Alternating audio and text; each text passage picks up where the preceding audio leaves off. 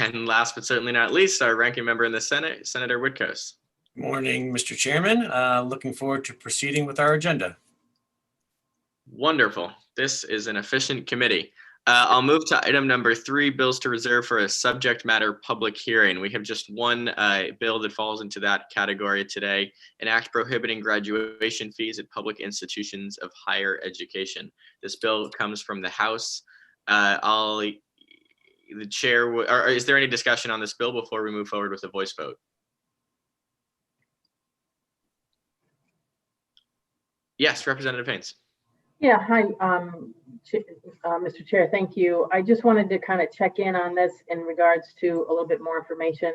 When we're talking about graduation fees, my understanding is that these are fees that are charged specifically for graduation. However, in our discussions, we found that these graduation fees are not necessarily labeled that way, but they're labeled as activity fees. So my assumption is that through a public hearing, we'll be able to get a little bit more substantial information about what we're actually talking about, who pays them, when they pay them, et cetera, et cetera. I think that's exactly right, Representative Haynes. This bill comes from a few members of the House. I know that Representative Elliott has been in touch. I imagine that they intend to testify, and hopefully our committee can learn more about the issue through that process. Great. Wonderful. Unless there are objections, we will move forward. Jeannie, do we need to enter All those in favor for a voice vote, or can I just move forward with a voice vote? I didn't hear him. Did you ask for a motion? I was doing the YouTube live.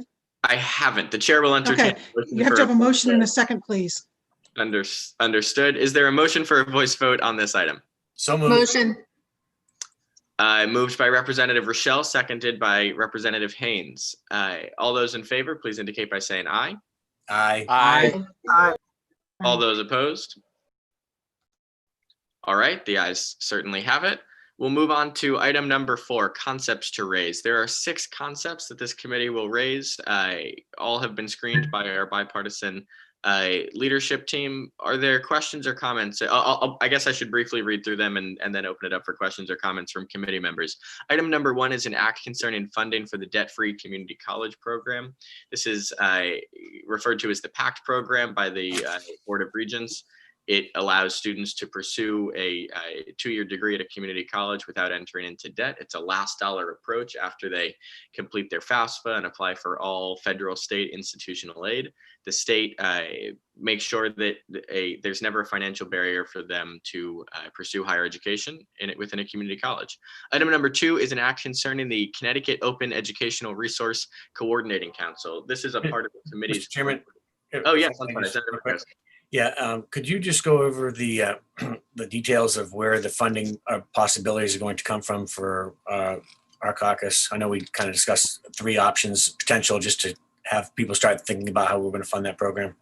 Absolutely. So the program was funded this past year through the budget reserves within the Board of Regents system. However, as I'm sure that members of this committee are well aware, that's not an organization with a tremendous amount of budget reserves. So this committee seeks to establish 3 alternative funding mechanisms to establish the long-term sustainability of the program. One being the dedication of iLottery revenue for the purposes of free community college. We know that the promise has been out there for a long time in Connecticut that lottery revenue would be spent on education, and strikes me as a good time to fulfill that promise by tearing down the barrier of affordability that would cover the program for many, many years to come based on projected revenue in other states. But of course, aspects of whether or not that's actually legalized in Connecticut fall outside of the cognizance of this committee. The other funding option that is very interesting to me is that the legislature appropriated I believe there's around $20 million for the purposes of the Dalio partnership, which is now no longer in operation. My understanding is that there remains about $14 million in Dalio funding that was appropriated by this body being the General Assembly, for the purposes of workforce development.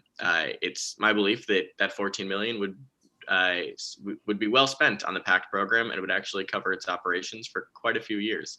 Finally, the third option would be to create an endowment within the Board of Regents system that would be attractive not only for private donations, but also, of course, a small level of state bonding. So we're sort of looking at three options in terms of funding this program. Ultimately, to be perfectly candid with members of the committee and members of the public, this bill is very likely to head over to our friends on the Appropriations Committee, but the Higher Education Committee wants to signal its strong intent that this program is important and ought to be funded into the future. Thank you. Thank you, Senator Witkos. I'll move on to item number 2, in the act concerning Connecticut Open Education Resource Coordinating Council. Folks will remember, I'm sure you've heard from students in your district that textbooks are increasingly expensive. In 2019, the state established the Connecticut Open Education Resource Coordinating Council to bring professors and students and other stakeholders together to find high-value courses like algebra and biology, where hundreds or maybe thousands of students buy really expensive textbooks every year, and figure out how we can provide state grants and incentives to move those students to online free alternatives, high quality free alternatives. Now, the only issue is that they've been, by the way, successful in their first year, saving thousands of dollars for students across the state of Connecticut. The coordinating council, though, has requested in their report that there be slight adjustments to the timing of their grant schedule so that it aligns not with the fiscal year, but more closely with the school year. It's largely a technical change. Item number 3, an act implementing the recommendations of the task force regarding the prevention and treatment of mental illness at institutions of higher education. For folks who weren't on the committee in the past or who were and didn't have a chance to read the task force report, it's an incredibly comprehensive look at what is a rising problem on our college campuses, which is mental health. It seeks to connect students with resources. We know that many campuses across the state have a plethora of resources, but we know that only a small fraction of the students who are suffering actually know where to access those resources. So I'd be happy to dig further into the details of that bill, but as a first step, we as a committee are going to use the task force's recommendations as a jumping off point.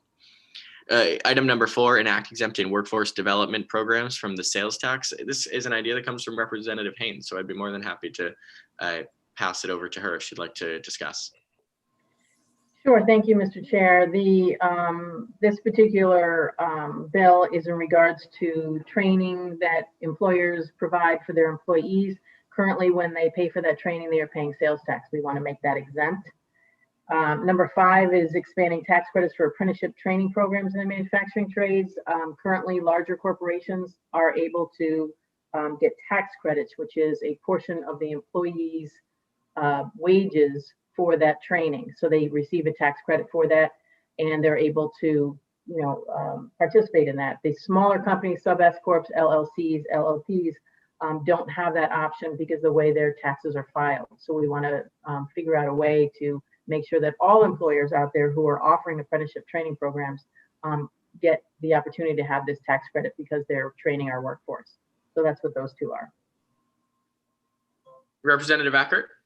Thank you, Mr. Chairman. And for Representative Haynes' question through you, sir, is it just for manufacturing apprentices?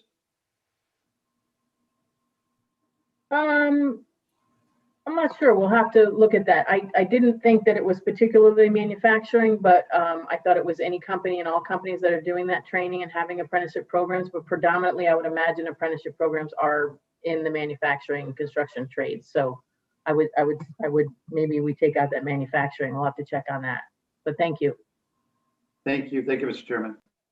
Thank you, Representative Ackert, and thank you, Representative Haynes. Item number 6 is an act establishing the Learn Work Pay program. And as folks on this committee know, we are very focused on the issue of student loan relief and student debt here in Connecticut. This is an idea that comes from Senator Witkos. So would you like to mention this, Senator? Thank you, Mr. Chairman. We often talk about the brain drain here in Connecticut and how students are financially in debt by the time that they graduate from college. So this bill is a mechanism to address both of those. And what it is after a student graduates from a public university in Connecticut with a bachelor degree, in the second year of employment, if they're staying here in the state of Connecticut, the state of Connecticut shares a portion of their student loan debt. And it increases by 10% every year after that initial first year of payment. It's through a reimbursement program back to the student. So in essence, a student can be debt-free from a 4-year university degree in 10 years total.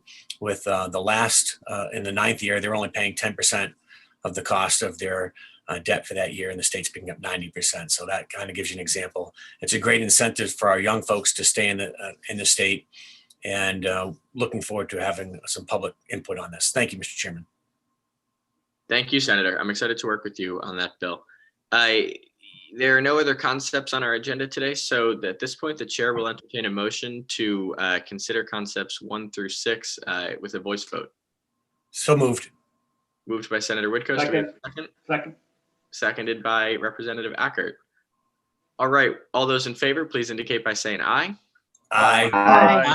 Aye. All those opposed? Seeing none, the ayes have it. Thank you all so much for an incredibly efficient meeting. I really appreciate it. We certainly have public health beat by a few hours. If anyone is not present today, if you see colleagues who are on this committee who haven't been able to sign on, please know that this committee will hold attendance open for a period of 2 hours. Additionally, our clerk, Jeannie Phillips, will be in touch with members via text or email who have not signed in to mark their attendance.